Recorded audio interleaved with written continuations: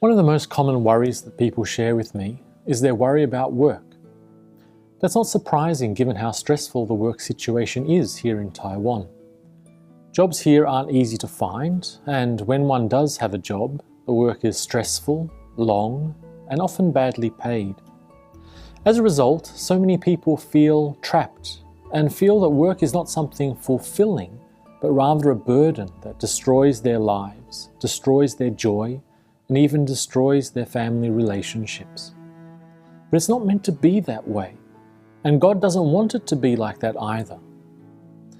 In ancient Egypt, the Hebrews knew what it was like to have work destroy their lives.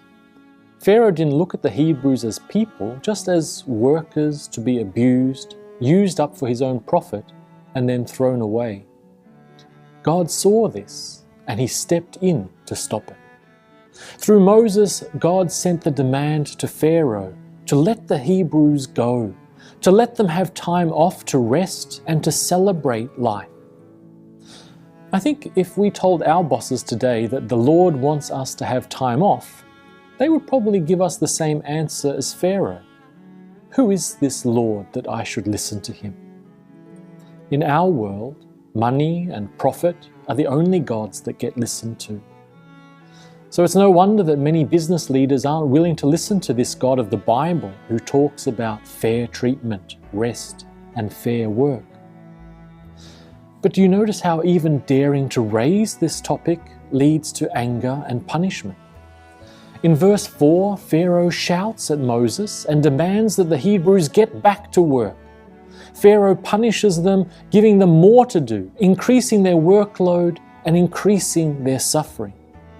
And when the workers cry out in despair under the pressure of this work, Pharaoh just accuses them in 5:17 of being lazy. How often we hear Taiwanese business leaders saying the same thing.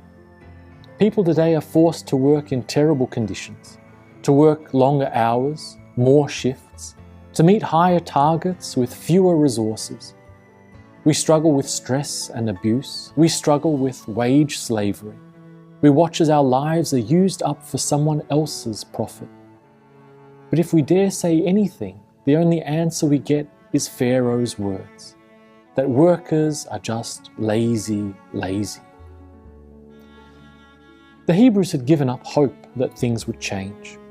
And many of us today have also given up hope on ever finding a healthy work-life balance.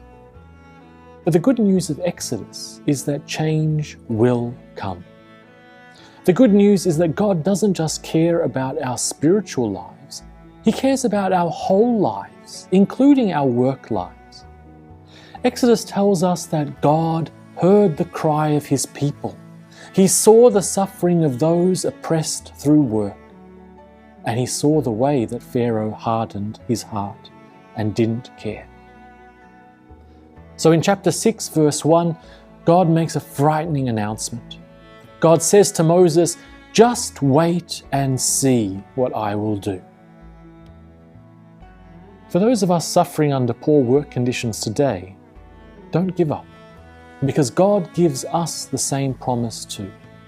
If things look hopeless, if it feels like nothing at work will change, don't give up.